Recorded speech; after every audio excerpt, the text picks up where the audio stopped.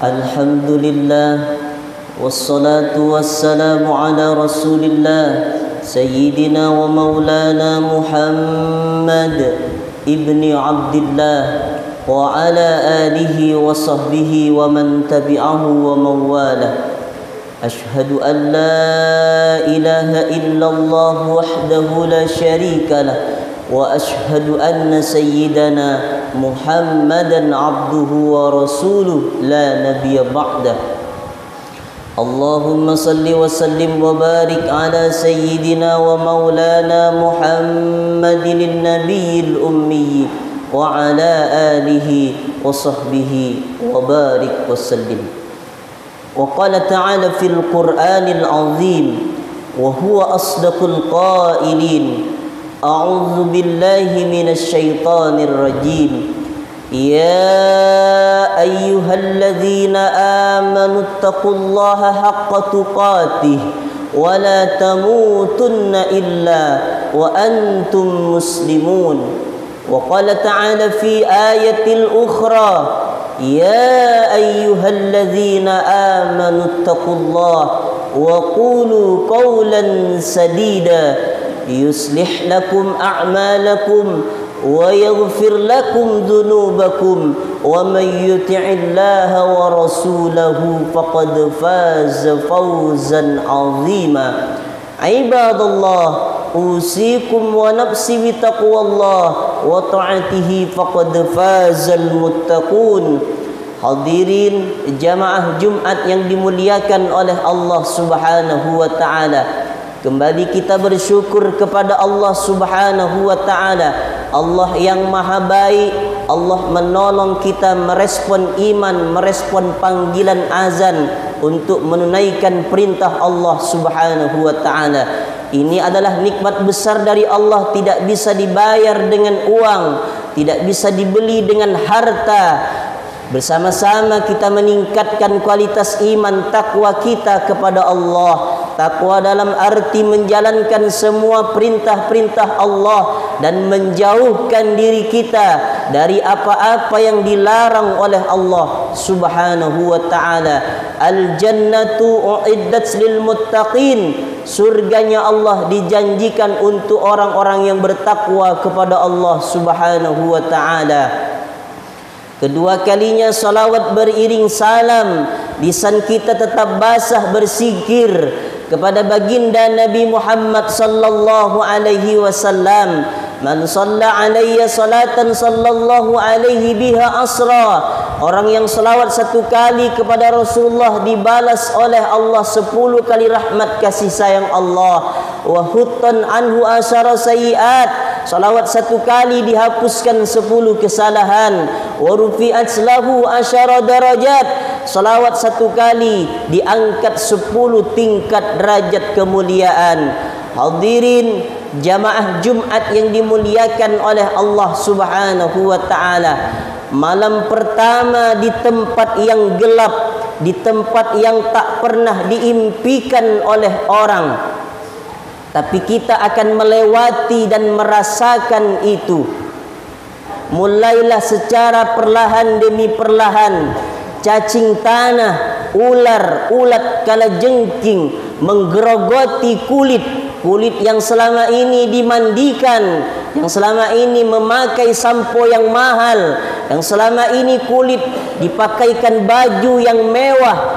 Tapi ketika ruh dicabut dari jasad, maka kita adalah setumpuk daging busuk yang akan menjadi santapan cacing tanah. Khutbah Jumat ini mengingatkan kepada kita supaya kita tidak main-main tentang akhirat. Jangan pikirkan tentang orang lain. Kalau kita memikirkan tentang orang lain, kita akan menganggap remeh-temeh. Tapi kita memikirkan nasib kita ketika saat ruh dicabut dari jasad oleh malaikat maut, oleh malaikatnya Allah Subhanahu wa taala. Alam kubur itu bukan tempat bernasab. Mau dia kaya, mau dia miskin, mau dia raja, mau dia rakyat, sama saja. Tiba-tiba manusia yang hebat tadi, manusia yang bernyawa tadi berada di dalam perut muka bumi Allah Subhanahu wa ta'ala. Hidupnya di atas rumah yang mewah, tiba-tiba hidup di tempat yang sempit, yang gelap, sepi, tidak berteman. Hanya amal solehlah yang dapat menolong dia di hadapan Allah Subhanahu wa ta'ala. Sempat dia sebelum berangkat kerja solat duha 2 rakaat, itu yang akan menolong di hadapan Allah. Sempat dia habis maghrib membaca ayat Al-Quran 10 ayat, itu yang akan menolong di hadapan Allah Subhanahu wa ta'ala. Sempat dia solat Jumat berjamaah, berzikir, bertaqarrub, mengingat Allah, itu yang akan menolong di hadapan Allah Subhanahu wa ta'ala. Sempat dia di tengah capek-capeknya siang-siang bekerja, sepertiga malam dia bermunajat salat tahajud, itu yang akan menolong di hadapan Allah Subhanahu wa ta'ala. Tempat itu adalah tempat yang gelap, yang sempit. Tidak akan ada yang bisa menolong nanti di hadapan Allah Subhanahu wa ta'ala, kecuali orang itu sudah berbuat bekal yang banyak-banyak di hadapan Allah. Bekal keimanan, bekal ketakwaan akan membuat dia nyaman di alam barzah, di alam kuburnya Allah Subhanahu wa ta'ala. Ketika orang itu sudah terbujur kaku, datang saudara-saudaranya memandikannya. Ketika dia hidup masih bersama dengan ruhnya, dia mandi sendiri. Ketika dia masih hidup bersama, pakai baju sendiri. Ketika dia sudah wafat, dipakaikan baju kain kafan oleh saudaranya. Ketika masih bersama dengan ruh bersemayam dalam jasadnya, dia bisa solat ke masjid, solat Jumat berjamaah. Tapi ketika ruh sudah dicabut dari jasad, dia disolatkan berada di depan imam, di depan makmum. Ketika hidup di atas dunia, memakai kendaraan yang mewah, kendaraan yang luar biasa. Ketika dia wafat, memakai keranda, bannya adalah manusia, diantar dia ke tempat pengistirahatan terakhir menghadap Allah Subhanahu wa ta'ala. Maka orang-orang yang tak percaya kepada kisah alam kubur, alam barzah, maka dia sama seperti Asi bin Wa'il yang hidup bersama dengan Rasulullah, melihat Rasulullah, hidup sezaman dengan Rasulullah, bertemu dengan Rasulullah, tapi dia tak beriman kepada Allah, tak beriman kepada Rasulullah. Ketika Rasulullah menyampaikan, "Hei manusia, berimanlah kepada Allah, bahwa nanti engkau setelah datang hari kiamat akan dibangkitkan oleh Allah Subhanahu wa ta'ala." Mendengar demikian, Asi bin Wa'il langsung pulang mengambil pacul. Dia gali kubur yang tua. Digalinya kubur yang tua itu, lalu diambil tulang belulangnya, dibawa ke depan Rasulullah. "Ya Rasulullah, ayuhyi rabbuka hazal izam?"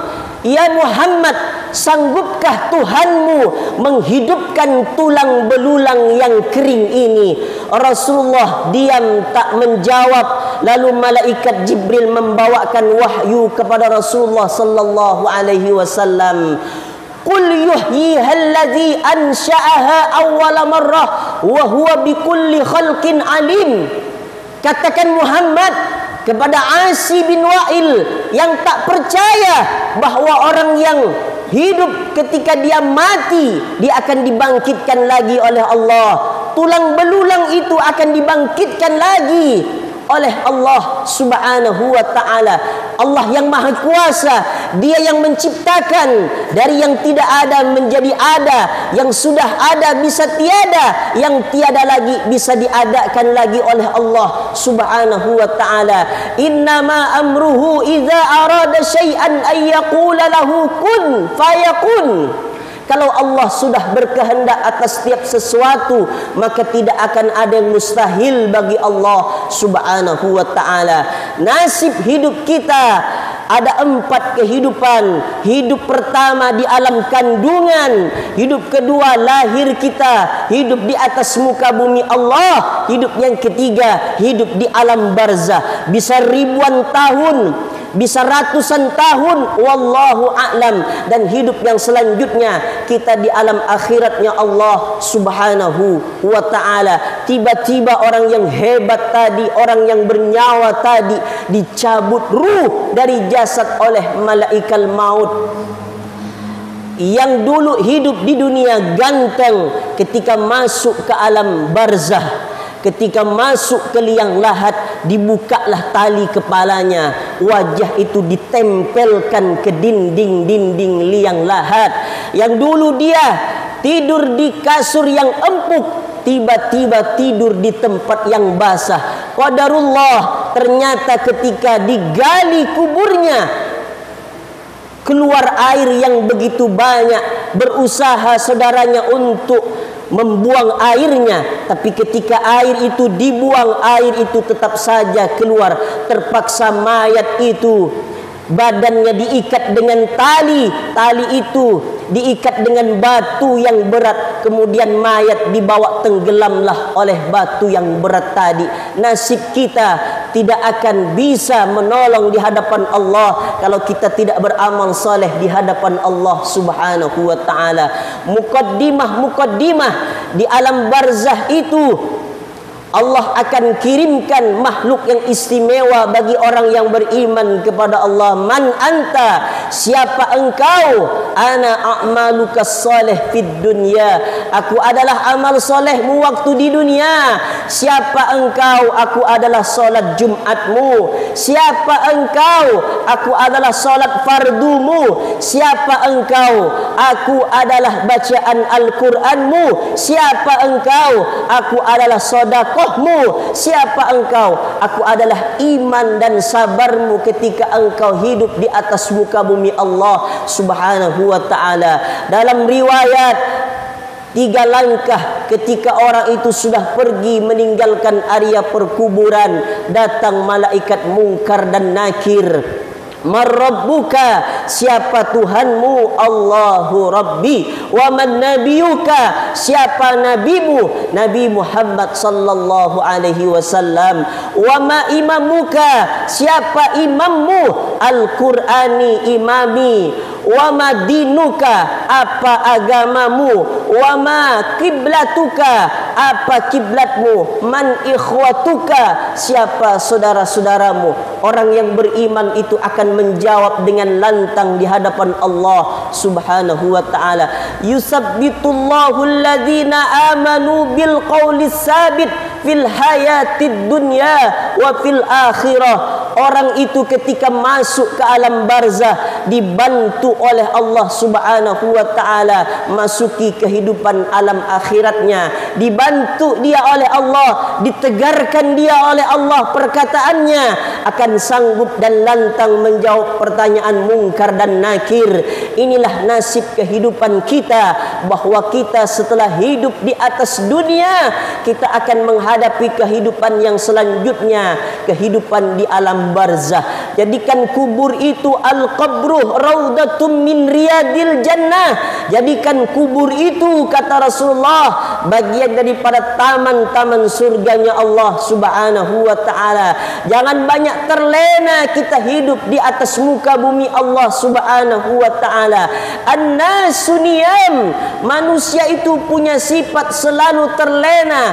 Falamma matu intabahu, ketika dia sudah wafat barulah dia sadar, ternyata aku sudah berada di alam barzah, ternyata aku sudah berada di dalam perut bumi. Kehidupan bagi orang yang beriman ketika masuk di alam barzah itu bukan akhir daripada segala-galanya, itu adalah awal dari segala-galanya.